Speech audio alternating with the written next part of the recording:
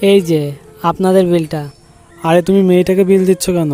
তোমার কি একটু সেন্স নেই? দাও বিলটা আমাকে দাও, আমি পে করব।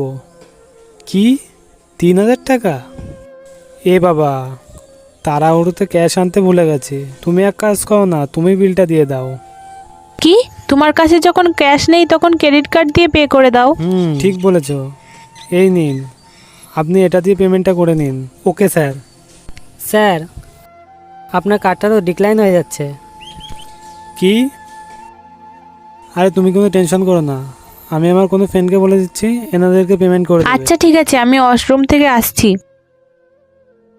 এক্সকিউজ মি স্যার, ওই দেখুন ম্যাডাম পালিয়ে যাচ্ছে। হয়তো ওনাকে বিল পেমেন্ট করতে হবে, ওইভাবেই চলে যাচ্ছে। ভালোই হলো, ওর আসল লোকটা আমার সামনে বেরিয়ে এলো। মানে স্যার? মানে ওকে বিয়ে করার আগে আমি এটা দেখতে চাইছিলাম ও আমাকে ভালোবাসে আমার টাকাকে।